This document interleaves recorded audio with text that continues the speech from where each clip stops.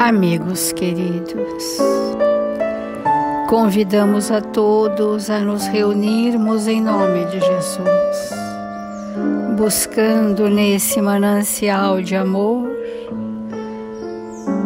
todos os nutrientes do nosso espírito, sorvendo deste manancial de luz as nossas necessidades profundas. Jesus, Mestre amado, em seu nome, Senhor, aqui estamos, confiantes de que seu Evangelho de amor há de clarear as nossas mentes e insuflar em nossos corações o bálsamo da consolação e da esperança. Dias melhores prenunciam por vir de luzes. Estamos transitando de um tempo de dores e expiações para um tempo de regeneração dos nossos espíritos. E contamos com a presença honrada e amiga dos mensageiros do seu amor na terra, responsáveis por este Evangelho, que vem ombreando conosco a existência na terra. Ampara-nos nesta hora, Senhor, e que sua paz se estabeleça em nossos corações, hoje e sempre. E que assim seja, Senhor.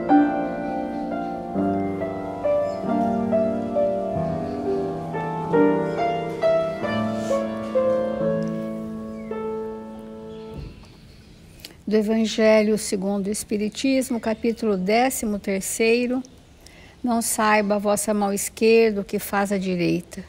Os infortúnios ocultos, nós estamos naquele momento que aquela distinta senhora sai para fazer os benefícios aos infortunados e, tendo feito essa manifestação espontânea do seu coração de forma anônima, leva consigo a sua filha adolescente para que ela se evangelize através da experiência do bem, que ela sinta a alegria de doar daquilo que já pode, do que tem, do que é, do que vive, do que sabe. E então é nesse momento que a gente reflete assim, o Evangelho diz: por que ela se veste de maneira tão simples? É que não quer insultar a miséria com seu luxo, porque se faz acompanhar da filha adolescente. É para ensinar-lhe como se deve praticar a beneficência. A filha também quer fazer a caridade, mas sua mãe lhe diz: que podes dar, minha criança, uma vez que nada tens de ti? Se eu te entregar alguma coisa para passá-la aos outros, que mérito terás? Em realidade, eu é que farei a caridade, e tu que dela terás o mérito, isto não é justo. Quando vamos visitar os enfermos, tu me ajudas a cuidar deles. Ora, dar cuidados é dar alguma coisa. Isso não parece bastante? Nada é mais simples. Aprende a fazer obras úteis. E tu confeccionarás roupinhas para essas crianças. Deste modo darás alguma coisa vinda de ti. É assim que essa mãe, verdadeiramente cristã, forma sua filha na prática das virtudes ensinadas pelo Cristo. É espírita? Que importa? No seu lar, é a mulher do mundo porque a sua posição o exige, mas ignora-se o que ela faz, porque não quer outra aprovação senão a de Deus e da sua consciência. Um dia, porém, uma circunstância imprevista conduziu até ela uma das suas protegidas, que lhe produzia obras. Esta a reconheceu e quis abençoar a sua benfeitora. Silêncio, disse-lhe, não o digas a ninguém. Assim falava Jesus. Está mostrando nesse capítulo dos infortúnios ocultos, né? A primeira posição do Evangelho é que a gente vá ao encontro da dor do outro e não espere que o outro nos procure, porque quando a gente espera que o outro nos procure é a posição do mundo. A posição do bem é espontânea e ela levava do que ela podia e ensinava a filha que ao cuidar dos sofridos ela já estava fazendo bem. E que quando ela costurasse alguma roupinha que era feito por ela, isso que teria mérito de levar aos demais. Se nós trouxermos esse aprendizado para o momento atual em que vivemos, né? Nós temos que entender que sem essa caridade de socorrer a dor do outro, seja a necessidade do alimento, da roupa, da palavra amiga, da presença, do amparo. Se não houver na nossa história como espírito essa experiência, não faremos caridade moral, porque não é possível nós ultrapassarmos o bem constante e irmos direto para a caridade moral, que hoje em dia nós temos ouvido muitas pessoas falarem que importa é a caridade moral. Mas se nós não tivermos desprendimento de coisas, não tivermos desprendimento de interesses pessoais, nós estaríamos na total ilusão de que chegaremos na caridade moral, e isso não é fato. Então a gente trouxe de Emmanuel uma lição bem interessante. Aqui para mim está no Reformador de 1970, fevereiro, mas ela deve ter em outros livros, que vai mostrar do que temos e do que dispensamos sobre o que temos, né? Na senda de todos, caminho de todos. Quanto mais tiveres posses sem utilidade, títulos sem aplicação, conhecimento sem trabalho, poder sem benevolência, objetos sem uso, relações sem proveito, menos livre te reconhecerás para ser feliz. Só aqui daria para a gente falar muitas semanas sobre o quanto nós temos posses sem utilidade. Ou seja, forças energéticas acumuladas e estagnadas pelo prazer de dizer eu tenho. E passamos a ser acumuladores de bens sem proveito para ninguém, a não ser eventualmente para si próprio, o que reforça o quê? O nosso egoísmo. Eu tenho falado todos esses dias que quando nós temos esse nível de apego às posses, sem nenhuma utilidade, que não gera bem para todos, porque se gerar bem para mim, não é o bem. Para ser o bem, precisa gerar um bem para mim e para o outro ao mesmo tempo. Senão, não é o bem. Se me privilegia, é o egoísmo. Se faço para demonstrar para o outro que tenho poder, é a vaidade. Então, o bem, ele precisa ser para todos. Quando nós temos essas posses sem utilidade e títulos que não revertem no bem comum, nós estamos dizendo que nós pensamos ser o que temos. Que o que temos, nós pensamos fazer parte do nosso ser, como se aquilo nos compusesse.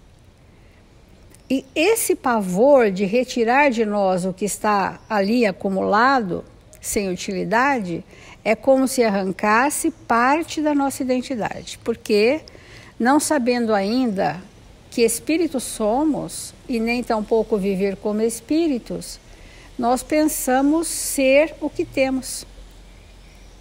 E essa é uma dor, né? Quando as pessoas se apavoram, quando alguém diz, olha, isso não está sendo útil para ninguém. Alguém pode aproveitar melhor do que nós, e isso ser um fator de pânico. porque aquilo se incorporou na minha personalidade como sendo eu mesmo. Ora, em que estado nós chegamos de achar que nós somos formados de coisas?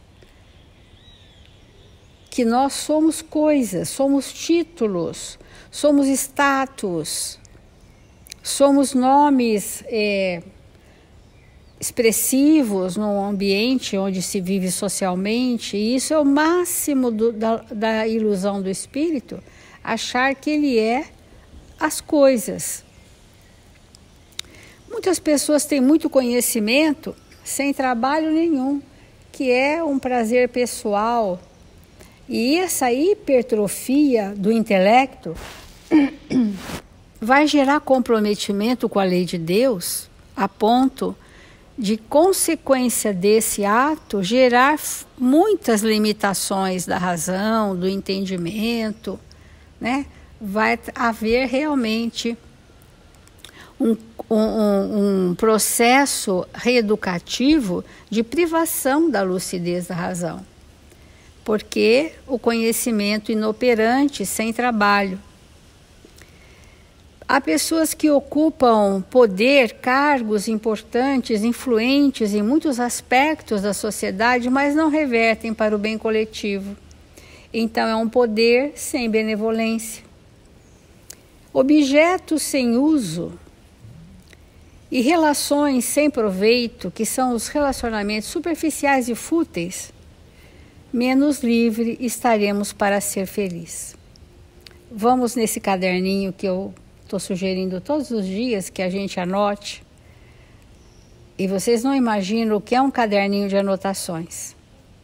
Vai formar a história do vosso espírito. E por que cada dia? Porque estamos estimulados pelos conteúdos de Emmanuel, de Kardec e de outros tantos espíritos. Esses espíritos estão nos estimulando a uma reflexão. Vamos escrever sobre nossos apegos, se nós estamos movimentando de tudo que somos e temos em benefício de todos, né? De certo que a independência não quer dizer impassibilidade à frente da vida. É razoável por suas reservas amoedadas, mas é importante se mantenham colocadas a serviço do amparo e do progresso comunitários. Que te exorne com lauréis terrenos, ok, os títulos do mundo, entretanto, mobiliza-os em auxílio dos semelhantes. Que entesoures cultura, que é o conhecimento adquirido é louvável, todavia, utilizando-lhe as possibilidades em benefício do próximo. Que disponhas de autoridade, que são cargos de autoridade, né? Contudo, maneja na administração da bondade e da justiça, que conserves pertences diversos para conforto e apresentação individuais, doando, porém, o supérfluo no socorro aos que sofrem na retaguarda. Que contes com legião de amigos, mas buscando motivá-los para as obras da beneficência e da educação. Quanto mais retivermos do que somos e temos, em louvor do próprio egoísmo, eis-nos ainda escravos da sombra em que se expressa o domínio do eu. Estejamos, porém, convencidos de que quanto mais dermos do que somos e do que temos, em apoio dos outros, mais livres nos tornamos para assimilar e esparzir a luz que entretece o reino de Deus. É um convite à movimentação, né, daquilo que somos, daquilo que temos. Então vamos refletir. Bom dia, amigos. Às vezes a gente precisa se confessar, né, diante dos amigos. E eu confesso que muitas vezes eu li esse trecho do Evangelho, e até ontem, quando a Célia fez a explanação, eu nada ou quase nada havia entendido. Eu achava um trecho de uma história um pouco até pedante, fora de lugar, dentro do contexto de toda a teoria maravilhosa que o Evangelho nos traz. E quanta limitação eu tenho, né? E ontem, quando ela apresentou essa visão, começou a descortinar para mim a extremada profundidade que essa lição traz. Porque uma das grandes dificuldades que a gente reconhece ter é a questão da aplicabilidade dos conceitos cristãos, né, do Evangelho, à luz da doutrina espírita. A gente entende tudo em teoria, mas na hora da prática a gente tem dificuldade mesmo em reconhecer as oportunidades. A gente tende a chamar aquilo de dificuldade, de empecilho, eu não tenho tempo, enfim, todas as desculpas que nós damos para nós mesmos e para os outros, que na verdade não passa de uma confissão da minha incapacidade de reconhecer que aquilo é a misericórdia de Deus se apresentando para nós. E essa passagem é um roteiro completo de como um espírito deve atuar dentro da seara cristã, com os outros. E aqui os outros, o irmão não é só aquela família passando por uma dificuldade extremada, né, uma prova muito difícil, mas também em relação à própria filha e, em última análise, a si mesmo. Porque qual seria o maior infortúnio de todos nessa história? Se essa senhora distinta, com todas as possibilidades que tinha, não fizesse nada com isso. Esse seria o grande infortúnio. Dela, né? Dela mesmo. E isso ontem quando a Célia colocou, foi assim, um choque. Porque, olha, ela é uma senhora que, como a história diz, tem todos os detalhes, gente. Ela pertence ao mundo, ela tem atividades a ser desempenhada na sociedade, como mãe, como esposa, enfim, tudo aquilo que nós temos.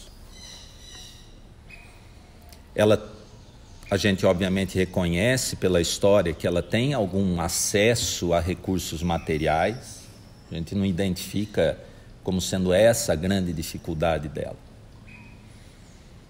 Ou uma prova a ser vencida, adquirir os recursos. A prova era como aplicá-los.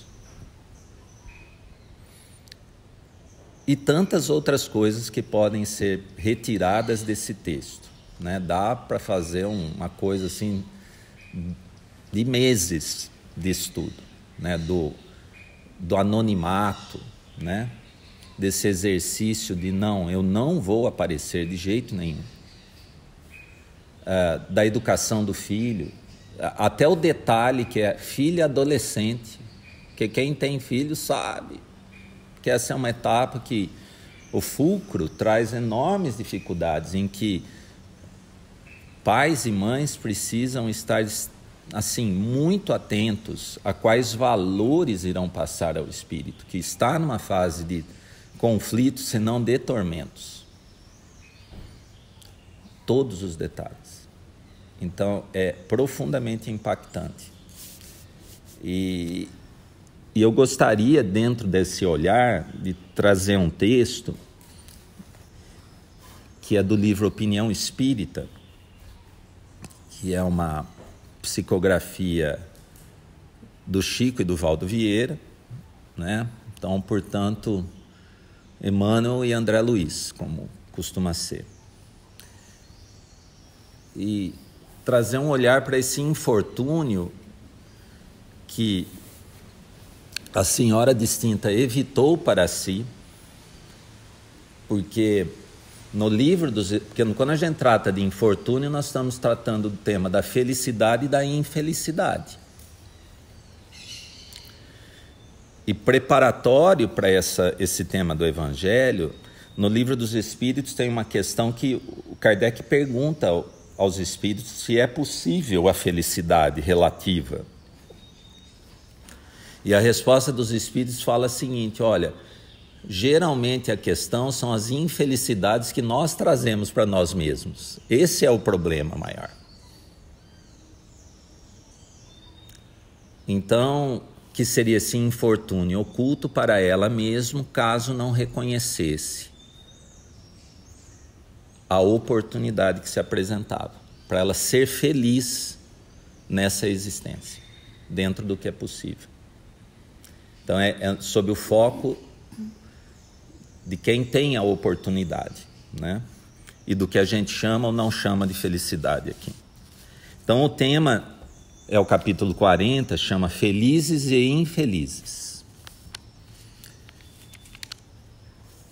E começa assim o texto: o conceito espírita da felicidade nem sempre enxerga os felizes onde o mundo os coloca.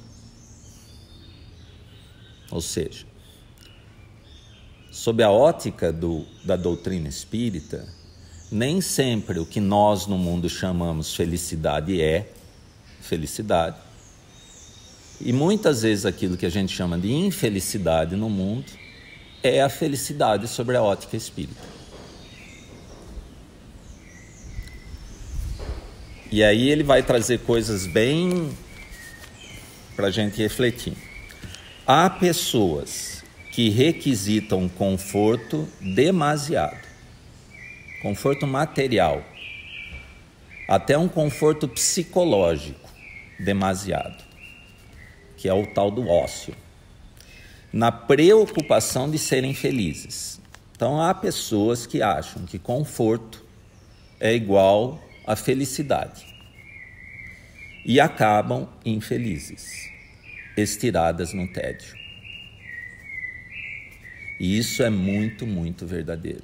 Quantos não há que assim sobra de tudo, achando que aquilo é felicidade equivocadamente, e se veem de repente num tédio insuportável e às vezes até insuperável naquela existência. O espírito não consegue sair mais daquele lugar, naquela existência. No entanto, para quem olha de fora, tudo aquilo que sobra para aquela pessoa nos parece felicidade. E muitas vezes a gente até deseja aquilo também, como sinônimo de. E parece incompreensível, de repente, a gente ver aquela pessoa que tanto teve acabar numa situação tão difícil, de tanta miserabilidade espiritual, em vícios, em toda sorte de situações dolorosas, que é fruto desse tédio, do vazio existencial de quem apostou a sua felicidade no materialismo.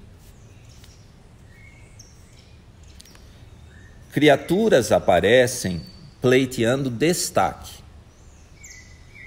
Então, aqueles que é o conforto, outros acham, se eu for uma pessoa famosa, eu vou ser uma pessoa ditosa, uma pessoa feliz. E após obter esse destaque, confessam-se infortunadas e infelizes, quando se reconhecem inabilitadas para os encargos que receberam. Bem simplesinho aqui, quantos não há com grande destaque social que depois não suportam o quanto elas são procuradas, assediadas por outras pessoas, porque é o fruto do destaque. Eu falo, nossa, eu não estava pronto para isso, não era isso que eu imaginava que fosse ser. os paparazzi sempre atrás de mim. Está cheio na mídia, né? Até desencarnes já ocorreram fruto desses dramas. No entanto, numa certa fase, o espírito achou que o destaque social seria sinônimo de felicidade. Isso está muito, muito presente. Há felizes nas mesas lautas, comprando enfermidades com os excessos a que se afeiçoam. Gente, é bem comum isso mesmo. A gente, do dia a dia, não é coisa longe, que a gente acredita que uma mesa farta aos domingos, aos sábados, às segundas, é sinônimo de felicidade. Tem gente que planeja o que vai, a semana toda, como é que vai ser o final de semana, em termos de comida. E não há crítica aqui, é só para a gente reconhecer, porque mentalmente, o campo mental está organizado dentro daquilo. E esse vício, porque a alimentação mal conduzida é um vício, conduz o quê? A enfermidades. Os excessos, todos eles, inclusive da alimentação, conduzem à enfermidade. No entanto, a gente se afeiçoa a isso. E se julga infeliz, muitos outros, quando há uma certa carência material. Só que, bem compreendida, a carência material, inclusive à mesa, pode ser muito bem aproveitada e verdadeiros tesouros espirituais serem construídos na intimidade do Espírito. E isso é felicidade de verdade.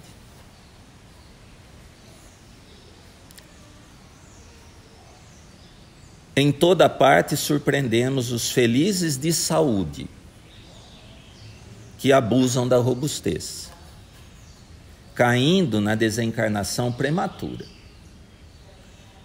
E há os infelizes sobre o olhar do mundo que têm doenças crônicas, incuráveis, que senhoreiam longa vida pelo respeito que dedicam ao corpo. Em todos os lugares, os contrastes aparentemente chocantes. Situações risonhas, muitas vezes geram suplícios por vindouros. Bom, situações como essas descritas anteriormente, que aparentemente eram muito promissoras, acabam gerando dores no futuro. Por quê? Por não saberem aqueles que a possuem o tesouro que tem nas mãos. Não saberem o quê? Como empregá-los. Então, a felicidade não está no que nós temos, é como nós fazemos uso daquilo. Um outro trecho do Evangelho que ele fala, olha, a consequência da... Né, acho que o texto até é a verdadeira infelicidade. E o Espírito fala, olha, a verdadeira infelicidade ou felicidade não está na coisa, está na consequência da coisa. Então, felicidade não está em ter saúde do corpo físico, é como eu faço uso dessa saúde, nesse bem comum que a Célia falou no texto anterior. Ou ter destaque social, não há nada de errado em ter o destaque social. A questão é o que eu vou fazer com isso na minha intimidade em prol dos outros. E aí será a felicidade. Então, às vezes eu recebo tesouros e não compreendo o valor deles. E todo tesouro cujo valor não é compreendido e bem empregado gera infelicidade no espírito. Por isso a história, né?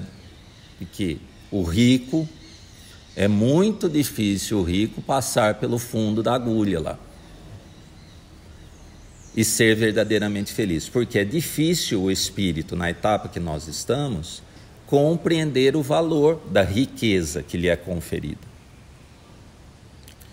E aí ele empregar criteriosamente a felicidade que lhes foi emprestada. Porque tudo isso que foi discutido anteriormente é transitório. Destaque, a saúde do corpo físico, tudo isso é transitório. Então é emprestado mesmo. Aqui e além surgem sem conta os felizes e infelizes, nos enganos a que se arrojam, e os infelizes felizes nas provações em que se elevam. Então, olha o jogo de palavras dele. Ó. Aqui e além surgem os felizes, traço, infelizes, nos enganos a que se arrojam.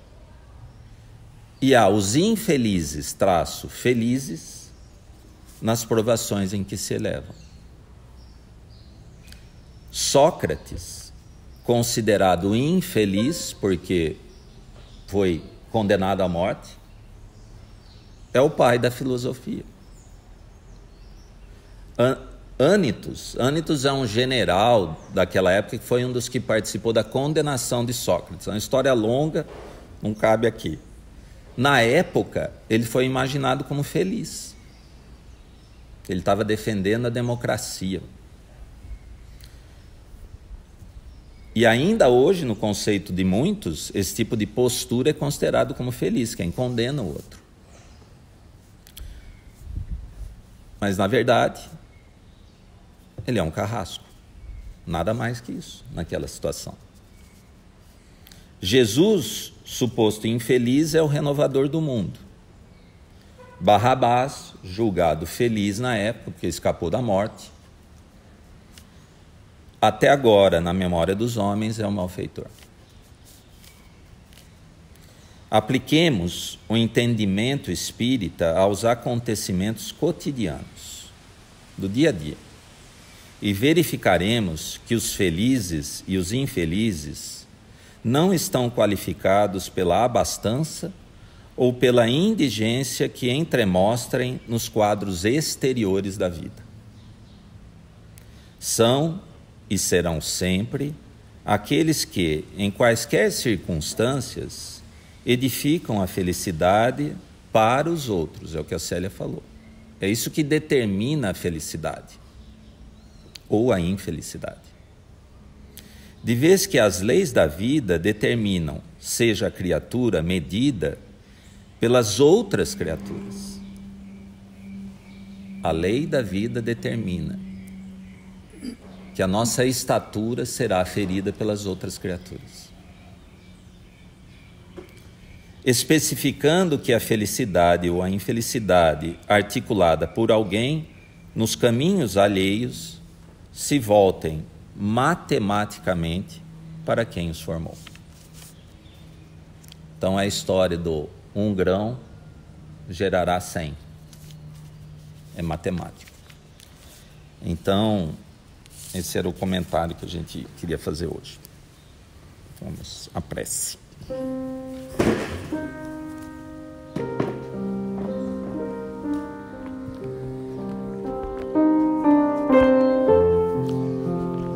Senhor Jesus, bom e amado Mestre, nesses instantes finais do Evangelho desta manhã, queremos mais uma vez expressar a gratidão, Senhor, ao Teu Espírito generoso, por tudo que temos recebido, Senhor, dos Teus exemplos, das oportunidades, da doutrina espírita, dos amigos e daqueles que ainda não conseguimos aprender a amar. Tudo, Senhor, que conspira para o nosso progresso espiritual. A presença de amigos espirituais constantemente nos estimulando ao bem, a despertarmos para a verdadeira vida e ao aproveitamento profundo do que a existência nos oferece. rogamos ainda um tanto mais, Senhor, pelas nossas dificuldades. Ajuda-nos a ter esse olhar do Espírito, a vermos na vida, naqueles que estão ao nosso redor, oportunidades felizes de sermos espíritos mais verdadeiros, únicos, determinados ao bem, absolutamente convencidos da nossa origem divina. Mantém, Senhor, o teu olhar compassivo sobre todos nós. Conduz os nossos passos. Abençoa as nossas existências e tudo que há nesse planeta maravilhoso que nos recebe para o nosso progresso. E sê conosco, Senhor, não só hoje, mas por toda a eternidade. Que assim seja.